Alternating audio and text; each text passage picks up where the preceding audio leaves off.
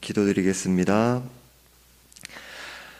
창조주요 구속주요 심판주이신 하나님 아버지, 오늘도 어미하시고 존귀하신 주님 앞에 주님을 경외함으로 오직 우리의 어떠함을 의지함이 아니라 우리의 자기 신뢰를, 자기 의를 모두 회개하며 내려놓으며 오직 그리스도의 의만을 의지하며 나아가는 한날을 허락하여 주심에 감사드립니다. 그 은혜, 우리 아들을 내오신 그 십자가 사랑에 또 감사하고 또 감격하여서 또 신자 안에 허락하신 그 내주하는 그 성령을 또 힘입어서 이 시간 가운데서도 우리 마음에 빛을 비추사 인간의 부패하고 타락한 실존이 우리 가운데서 말씀을 통하여 깨달아질 수 있도록 도와주시고, 그 가운데서 우리의 유일한 소망 되신 예수 그리스도가 말씀을 통해 밝히 드러나며 우리가 그 주님께서 베풀으신 그 복음의 은혜 가운데서도 감사하고 또 기뻐할 수 있는 시간 될 수 있도록 도와주옵소서. 오직 주님께서만 홀로 영광 받아 주옵시오며 살아계신 우리 주 예수 그리스도의 이름으로 기도드리옵나이다. 아멘. 함께 보실 말씀은 로마서 1장 28절에서 2장 11절 말씀입니다. 로마서 1장 28절에서 2장 11절 말씀입니다. 로마서 1장 28절에서 2장 11절 말씀을 합독하겠습니다. 또한 그들이 마음에 하나님 두기를 싫어하매 하나님께서 그들을 그 상실한 마음대로 내버려 두사 합당하지 못한 일을 하게 하셨으니 곧 모든 불의, 추악, 탐욕, 악의가 가득한 자요, 시기, 살인, 분쟁, 사기, 악독이 가득한 자요, 수군수군하는 자요, 비방하는 자요, 하나님께서 미워하시는 자요, 능욕하는 자요, 교만한 자요, 자랑하는 자요, 악을 도모하는 자요, 부모를 거역하는 자요, 우매한 자요, 배약하는 자요, 무정한 자요, 무자비한 자라. 그들이 이 같은 일을 행하는 자는 사형에 해당한다고 하나님께서 정하심을 알고도 자기들만 행할 뿐 아니라 또한 그런 일을 행하는 자들을 옳다 하느니라. 그러므로 남을 판단하는 사람아, 누구를 막론하고 내가 핑계하지 못할 것은 남을 판단하는 것으로 내가 너를 정죄함이니 판단하는 내가 같은 일을 행함이니라. 이런 일을 행하는 자에게 하나님의 심판이 진리대로 되는 줄 우리가 아노라. 이런 일을 행하는 자를 판단하고도 같은 일을 행하는 사람아, 내가 하나님의 심판을 피할 줄로 생각하느냐? 혹 내가 하나님의 인자하심이 너를 인도하여 회개하게 하심을 알지 못하여 그의 인자하심과 용납하심과 길이 참으심이 풍성함을 멸시하느냐? 다만 내 고집과 회개하지 아니한 마음을 따라 진노의 날 곧 하나님의 의로우신 심판이 나타나는 그날에 임할 진노를 내게 쌓는도다. 하나님께서 각 사람에게 그 행한 대로 보응하시되 참고 선을 행하여 영광과 존귀와 썩지 아니함을 구하는 자에게는 영생으로 하시고, 오직 당을 지어 진리를 따르지 아니하고 불의를 따르는 자에게는 진노와 분노로 하시리라.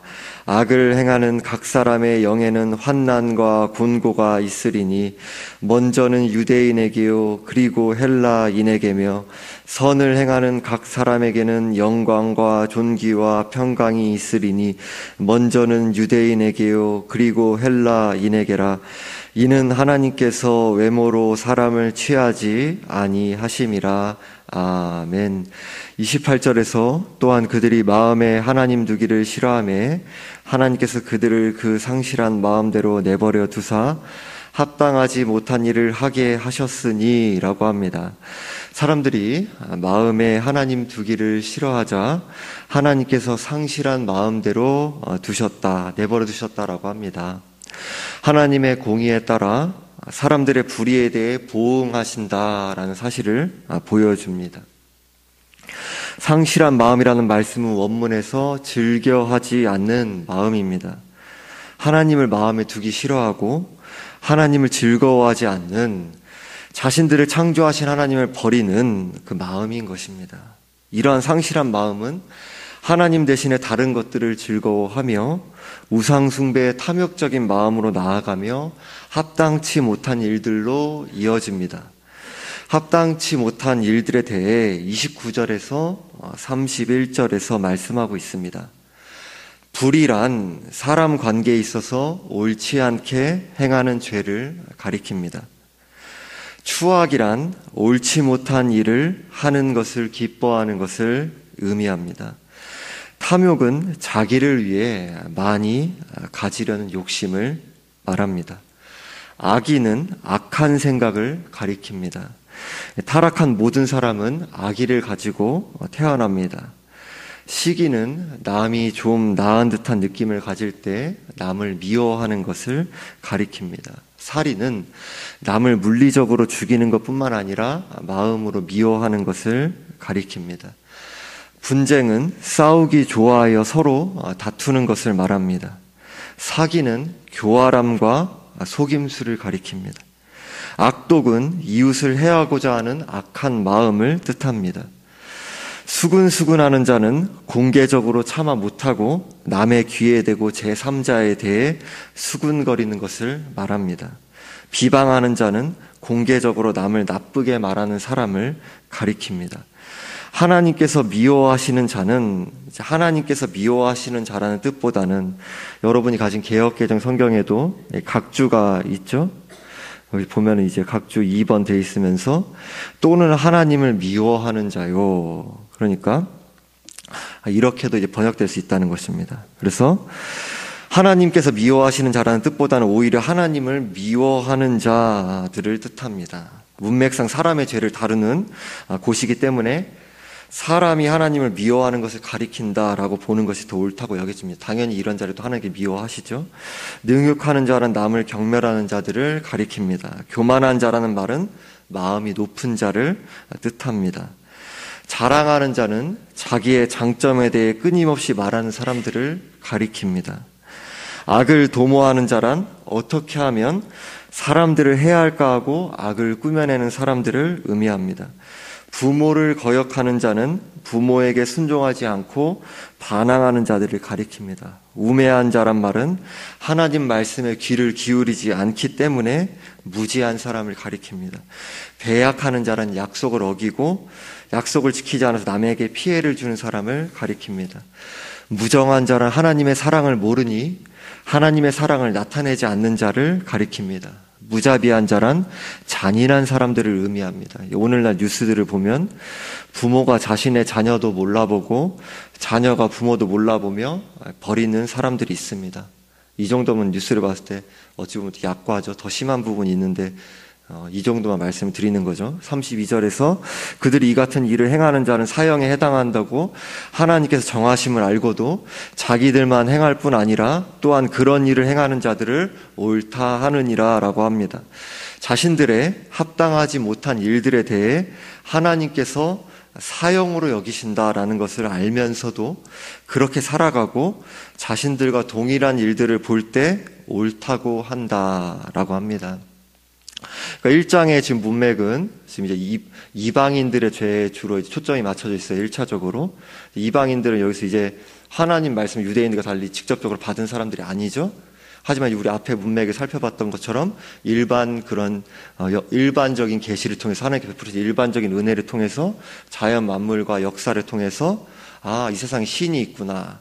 절대적인 존재가 있구나. 라는 것을 알고도 하나님께 양심을 주시고 그러한 것을 알고도 자기의 본성대로 하고 또 그렇게 살아가는 자들을 죄악을 따라 살아가는 자들을 옳다 하고 주관적으로 나한테 이제 편할 때 그런 거 맞으면은 나의 이익과 맞으면 옳다라고 했다가 절대적인 기준이 없이 그렇게 하는 것이 우리의 모습이고 또 저의 모습이고 우리 인생 가운데 볼 수 있는 앞에서 말씀드린 하나하나의 것들 가운데 내가 속하지 않았다라고 할 수 있는 사람이 있습니까? 전적인 타락을 가리키고 있는 거죠. 엄밀히 말해서 우리 성경이 말씀하는 기준대로 바라봤을 때 성경 말씀 단 한 절이라도 내가 이것에 대해서 지키고 있다, 하나님의 절대적인 기준에 지키고 있다라는 것은 없습니다. 그것은 내가 이제 성경 말씀을 하나님이 정하신 그 기준으로 보고 있지 못하는 것, 혹시라도 내가 지키고 있다고 느낀다 한다 하더라도 그건 하나님 성경이 말씀하는 그 기준이 아닙니다. 우린 원죄를 가지고 태어나서 늘 죄의 오염을 가지고 살아가며 불신자를 말할 것도 없고 신자조차도 우리가 주님을 의지하여 선행을 하는 그 순간조차도, 예배를 드리는 그 순간조차도 죄악이 묻지 않은 순간이 없습니다. 예레미야 17장 9절에서 만물보다 거짓되고 심히 부패한 것을 마음이라 누가 능히 이를 알리오마는 이라고 말씀하는 것처럼 인간의 모든 것이 시작되는 존재의 중심이라고 할 수 있는 마음 자체가 완전히 부패하고 타락하여 인간의 전인격이 전적으로 부패하고 타락했다라는 사실을 보여줍니다. 그러니까 이제 그리스도의 은혜를 의지하여 나아가는 우리의 예배와 그 섬김을, 선행을 받아주시는 것은 오직 주님의 그 은혜로만 받아주시는 거죠. 우리에게 전혀 근거하는 게 아닙니다. 그래서 이방인의 죄에서 말씀하는 1장의 그 문맥에서 이어져서 2장 1절에서 그러므로 남을 판단하는 사람아 누구를 막론하고 내가 핑계하지 못할 것은 남을 판단하는 것으로 내가 너를 정죄함이니 판단하는 내가 같은 일을 행함이니라 라고 합니다. 1장 19절에 32절에서 주로 이방인의 타락한 모습을 가리켰다면 바울은 이어서 유대인의 죄에 대해서 1차적으로 가리키면서 말씀하고 있습니다. 그러면서 이제 모든 인류에 해당하는 거죠. 유대인들은 자신들이 율법을 가지고 지키며 살아간다고 여기며 자신들을 의롭다고 생각하고 이방인들을 판단하며 살아가고 있었습니다. 그러나 바울은 이방인들뿐만 아니라 유대인들도 죄를 지으면 망한다, 모두 다 본래 지옥에 가게 된 존재들이다 라는 점에서 동일하다라고 합니다. 이방인들은 우상 숭배를 하고 각종 죄를 지어서 사형에 해당하는 죄를 지었지만 유대인들은 이방인들을 판단하는 것으로 스스로를 정죄하고 말았습니다. 왜냐하면 남을 판단하는 유대인들이 같은 일을 행하고 있기 때문입니다. 이방인과 다를 바 없이 유대인들도 같은 죄를 지으며 멸망의 길을 향하여 나아가고 있기 때문입니다. 게다가 기독교는 피상적인 것이 아니죠. 겉으로 보이는 이러한 준칙들을 다 지켜나간다라고도 쉽게 말할 수 없을 뿐더러 중심으로부터, 마음으로부터 짓는 그 죄, 생각으로 짓는 죄, 이런 것들을 했었을 때 우리들이 하나님의 모든 것을 꿰뚫어 보고 계신 그 하나님, 절대적인 하나님 앞에서 내가 나를 내세운다, 내 의를 자랑할 수 있다라는 것이 불가능한 거죠. 성경 말씀 하나만 어겨도 모두 어긴 것 같이 여기고 지옥에 가게 된 존재들이다라고 성경이 말씀하고 있지 않습니까? 2절에 3절에서 이런 일을 행하는 자에게 하나님의 심판이 진리대로 되는 줄 우리가 아노라. 이런 일을 행하는 자를 판단하고도 같은 일을 행하는 사람아 내가 하나님의 심판을 피할 줄로 생각하느냐라고 합니다. 이런 일을 행하는 자, 즉 남을 판단하면서 같은 일을 행하는 자에게 하나님의 심판이 공정하고 올바르게 시행된다라는 뜻입니다. 결국 이방인이든 유대인이든 모든 인류는 하나님의 심판을 피할 수 없다라는 사실을 분명하게 나타내고 있습니다. 더 나아가 인간의 실천 능력에 대해서 성경이 말씀하는 바는 그 근본적인 회의를 오늘 말씀이 가르쳐주고 있는 거죠. 사람은 전적으로 타락하고 전적으로 무능력해서 각자마다 생각하는 핵심적인 가치가 있지 않습니까? 내가 옳다고 생각하는 것을 사람은 이래야 되는 거 아니야? 이것조차도 하나님의 기준, 성경의 기준을 봤을 때는 자신의 힘으로 행할 능력이 없고요, 내가 악하다고 판단하는 것을 스스로 금지할 능력이 없다. 사람 앞에서 그렇게 행하는 연기, 어떻게 겉모습의 흉내까지는 할 수 있을지 모르겠지만 내가 하나님의 빛, 성경의 빛 안에서 내 타락하고 부패한 실존을 알게 되었을 때 오히려 내가 그렇게 어떻게 주장하는 그것을 내가 나를 정죄하고 있다, 남을 판단하는 것을 내가 나를 정죄하고 있다는 것을 우리들이 보게 되는 거죠. 인간의 도덕적, 영적인 무능력을 일깨우고 있습니다. 4절에 속 내가 하나님의 인자하심이 너를 인도하여 회개하게 하심을 알지 못하여 그의 인자하심과 용납하심과 길이 참으심이 풍성함을 멸시하느냐라고 합니다. 2장에서 바울이 책망하는 직접적인 대상은 유대인들이다라고 말씀을 드렸습니다. 유대인들은 하나님으로부터 율법을 받고 이방인들을 판단했지만 하나님의 인자하심이 너를 인도하여 회개하게 하심을 알지 못하였다라고 합니다. 유대인들은 구약의 전 역사에 걸쳐서 자신들을 하나님의 백성으로 삼아주시고 율법을 주신 하나님을 버리고 죄악과 우상숭배로 나아갔습니다. 또한 하나님께서 예수 그리스도를 동정녀 마리아에게 유대인으로 태어나게 하셔서 하나님 나라의 복음을 전하게 하시며 유대인들을 회개하도록 하셨지만 유대인들은 회개하지 않았습니다. 여기서 회개란 그리스도를 믿음으로 돌이키는 것을 의미합니다. 유대인들은 결국 하나님의 인자하심과 용납하심과 길이 참으심을 구약의 전 역사에 걸쳐서 멸시하고 그리스도께로 돌아서지 않았습니다. 자신들을 선민이라 여기고 자신들의 의로움을 붙잡고 있었지만 그리스도를 믿는 믿음으로 나아가지 않았습니다. 그러니까 여기 하나님 잘못했어요 정도가 아닌 거죠. 근본적으로 그리스도를 믿음으로 거듭난 이후에 우리들이 날마다의 그 죄악을 하나님께 우리 생각과 말과 행동으로 짓는 죄악들을 하나님께 회개하며 나아가는 것이 아닙니까? 근데 그 이전에 근본적으로 그리스도를 나의 구원자이시며 주님이 되신 그 믿음으로 믿고 구원을 받고 죄사함을 받고 거듭남의 그 역사를 경험해야 되지 않습니까? 그런 자리에 나아가지 않은 거죠. 5절 6절에 다만 내 고집과 회개하지 아니한 마음을 따라 진노의 날, 그 하나님의 의로우신 심판이 나타나는 그날에 이 말 진노를 내게 쌓는도다. 하나님께서 각 사람에게 그 행한 대로 보응하시되 라고 합니다. 모든 것을 정확하게 하시는 하나님께서 각 사람의 행위대로 그리스도께서 재림하시는 그날에 공의와 진노의 심판을 하실 것을 나타냅니다. 이어서 7절에서 8절에서 참고 선을 행하여 영광과 존귀와 썩지 아니함을 구하는 자에게는 영생으로 하시고 오직 당을 지어 진리를 따르지 아니하고 불의를 따르는 자에게는 진노와 분노로 하시리라 라고 합니다. 참고 선을 행한다라는 것이 인간이 가능한 것입니까? 그냥 내가 강한 의지를 가지고 참고 선을 행해야지 그걸 말하는 게 아니죠. 하나님이 받으시는 하나님부터 흘러나오는 그 은혜로 말미암아 참고 선을 행하는 것은 오직 신자에게만 가능한 거죠. 믿음에서 나오는 선을 행하는 중에 참는 것을 의미합니다. 성경은 사람이 예수 그리스도를 믿는 믿음으로만 선을 행할 수 있다라고 합니다. 즉 선을 행한다라는 말은 믿음으로부터 나오는 선을 실행한다라는 의미입니다. 그리고 앞서서 말씀드린 여러 가지 악덕의 목록들도 있었죠. 신자들은 이게 그냥 단순히 전적 타락과 전적 무능력을 가리키는구나. 근본적으로 문맥은 그걸 말씀하고 있죠. 하지만 우리도 진정으로 그리스도를 믿음으로 구원을 받고 의롭게 여김을 받은 신자라면 이 말씀들은 이제 성령을 의지하여 지켜나갈 수 있는 말씀이 된 거죠. 늘 부족한 부분이 있지만 이러한 부분에 하나님이 기뻐하시지 않는 모습에서 점점 더 멀어지고 하나님이 기뻐하시는 그 모습으로 빚어져 나가는 그 삶으로 나아가야 되는 거죠. 자신 합리화하지 않고요. 그러한 죄된 모습이 있을 때 회개해야 하는 은혜를 구하고요. 그리스도를 믿는 믿음을 가진 자들은 미약하더라도 선을 행하는 중에 인내하고 영광과 존귀와 썩지 아니함을 구하는 모습이 나타난다라는 것입니다. 이러한 자들에게 하나님께서 영생으로 하신다라고 합니다. 영생을 은혜로 누리게 하셨다는 것입니다. 행위로 얻어냈다는 것이 아니라 그리스도를 믿는 믿음으로 영생을 누리게 된 것입니다. 영생이란 하나님을 알고 하나님과 교제하는 삶을 가리킵니다. 그것을 우리들이 저 죽어서뿐만이 아니라 내세뿐만 아니라 이 땅에서도 맛보고 있죠. 성경의 기준으로는 영생에 참여하게 된 것, 하나님 나라에 참여하게 된 것을 이 땅부터 우리가 진정한 그리스도를 믿는 그 순간부터 누리고 있는 것이다. 그 복된 삶에 이미 참여하고 있다라고 말씀합니다.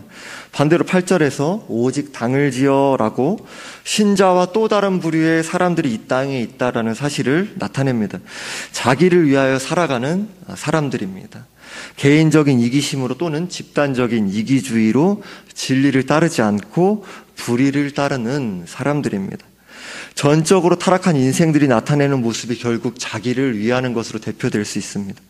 그리스도를 믿음으로 나아가지 않고 자기의 유익을 위해 또는 집단적인 이기주의로 오로지 땅을 바라보며 땅에 쌓으며 살아가는 자들에게 하나님께 진노와 분노를 나타내신다라는 것을 말씀합니다. 이 땅에서도 부분적으로 하나님의 진노가 나타나지만 결국 지옥에서 비참한 최후를 맞게 됩니다. 그리고 우리 신자들도 이런 자기를 위하는 모습, 당을 지어서 자기 편의에 따라서 이것이 우리 집단의 이기주의로 나에게 유익이 되네, 이제 그러면은 그러한 가운데, 부패한 가운데, 죄악된 가운데 거짓과 불의를 따라서 절대적인 말씀의 기준은 그 순간 잠시 내려놓고 이런 모습도 우리들 발견하게 되죠. 또 회개하게 되죠.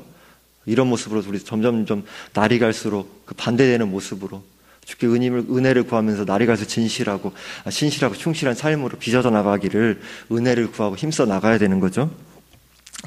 이어서 9절에 11절에서 악을 행하는 각 사람의 영에는 환난과 곤고가 있으리니 먼저는 유대인에게요 그리고 헬라인에게며 선을 행하는 각 사람에게는 영광과 존귀와 평강이 있으리니 먼저는 유대인에게요 그리고 헬라인에게라. 이는 하나님께서 외모로 사람을 취하지 아니하심이라 라고 합니다. 바울은 6절에서 8절에서 하나님의 심판의 원칙을 말씀하고 이어서 유대인과 헬라인이란 말은 유대인, 헬라인만 딱 가리키는 게 아니라 전체 인류를 대표해서 말씀하는 것입니다. 그러니까 전적으로 타락한 인류에게 하나님의 심판이 이루어질 것이다 라는 것을 말씀합니다. 죄 중에 살아가는 모든 인류는 이 땅에서도 환난과 곤고를 부분적으로 겪으며 살아가죠. 결국 죽어서 또 지옥에 가게 됩니다. 그러나 10절에서 말씀하는 선을 행하는 각 사람이란 7절과 같이 그리스도를 믿음으로 구원을 받은 신자에게 믿음에서 흘러나오는 선이 나타나는 모습을 가리킵니다. 구원받은 신자는 선을 인내하며 행하는 모습이 미약하더라도 그 열매로 반드시 나타나게 되어 있다라는 사실을 나타냅니다. 이러한 자들에게 하나님께서 그리스도를 믿는 신자에게 주신 영생을 이 땅에서부터 누리게 된 그 영광과 존귀와 평강을 이것도 내세에서만 맛보는 게 아니죠. 이 땅부터 벌써 누리게 된 거죠. 그것을 오직 은혜로 받게 된 것입니다.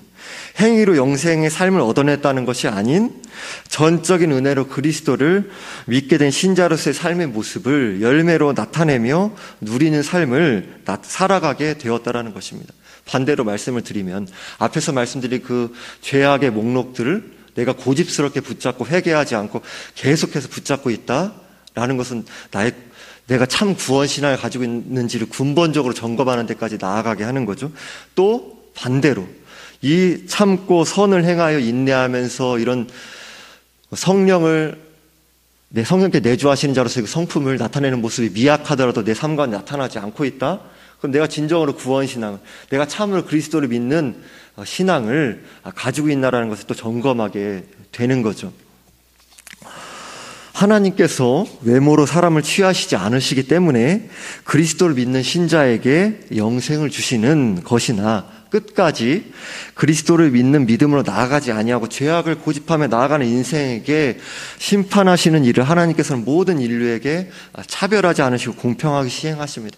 차별하지 않는다라는 말은 그리스도를 믿음으로 이방인이든 유대인이든 구원받는 길은 오직 유일하게 그 길밖에 없는 것이고 끝까지 그것을 거부한다면 지옥의 심판밖에 없다라는 것입니다. 우리는 오늘 모든 인류가 전적으로 타락한 존재로 태어나 늘 죄를 지으며 살다가 결국 지옥에서 죽어서 지옥에 가게 되며 자신의 힘과 능력으로는 결코 구원에 이르를 수 없는 전적인 무능력한 상태로 살아가게 되었다라는 사실을 다시금 확인했습니다. 오직 전적인 하나님의 은혜로 예수 그리스도를 내 죄를 대신해서 십자가에 죽으시고 부활하신 하나님의 아들이시며 나의 구원자가 되시고 나의 주님이 되시는 분으로 믿음으로만 오직 이 길로만 우리는 차별 없이 구원을 받습니다. 우리가 오직 전적인 은혜로 구원받은 신자로 살아가게 된다는 사실을 기억해야 합니다. 구원에는 사회에서 지위가 높고 낮고 또 이제 물질적으로 부자나 가난한 자나 구원에 내가 전혀 기여할 수 없다는 점에서는 다 모두가 동일하죠. 동일한 선상이죠. 그걸 생각하면 교회에서 우리가 자신을 세우거나 열등의식을 갖거나 지체 간에 차별하는 의식을 갖는 것은 교회의 맥락에서는 본질상 있을 수 없는 일입니다. 그러나 또 내 모습에서, 우리의 모습에서 이런 모습들을 우리들이 보게 되죠. 우리는 주님께 은혜를 구하며 날이 갈수록 이러한 세속적인 가치관들을 회개하며 씻어가야 하는 것입니다. 구속받은 하나님의 자녀로 하나님께 나와 예배 드리는 것도 마찬가지입니다. 신자 모두가 하나님 앞에 전적인 은혜로 구원을 받고 오직 그리스도의 의를 힘입어 십자가와 부활의 구속의 은혜에 근거해서 예배를 드리고 있다는 사실을 기억할 때 오직 그리스도의 의를 힘입어만이 우리들이 주님 앞에 예배와 그 선행이 받아들여지는 것 아닙니까? 그걸 기억할 때 하나님께 참으로 예배하고 경배하는 그 사람은 성령으로 진리로 예배를 드리고 하나님 앞에 온 마음을 다해서 그렇게 예배를 드리고 참된 예배를 드린 사람은 삶 가운데서 어떤 열매가 나타나야 하겠습니까? 하나님께 참으로 예배하고 경배하는 사람은 교회의 관계에서도 날이 갈수록 자기 자랑과 열등의식과 차별의식을 씻어가며 또 그런 모습이 나타날 때 회개하며 서로를 주 안에서 한 몸된 지체로 존중하는 모습으로 나아가야 하겠죠. 기도드리겠습니다. 하나님 아버지, 오늘 우리에게 인류의 타락상을 말씀을 통해서 또 바라보게 하시니 감사합니다. 그리고 전혀 자격 없는, 전혀 기여할 것이 없는 우리에게 하나님의 은혜로 예수 그리스도를 그 믿는 믿음을 허락하여 주셔서 구원을 받고 죄사함을 받고 영생의 삶을 이 땅에서부터 하나님과 그 교제하는 그 삶을 하나님 알아가는 그 기쁨을 이 땅부터 누리게 하시니 감사합니다. 우리들이 그러나 말씀의 기준에서도 바라보았을 때에 우리의 삶의 모습들이 구원받은 신자로서 세상에 죄악된 가치관들이 기뻐하는 모습들을 너무나도 아무렇지 않게 즐거워하고 또 사랑하고 또 그러한 모습 가운데 나아가면서도 스스로를 합리화하고 그렇게 나아가는 자들을 옳다 여기는 그 죄악된 모습 우리 가운데 있음을 회개합니다.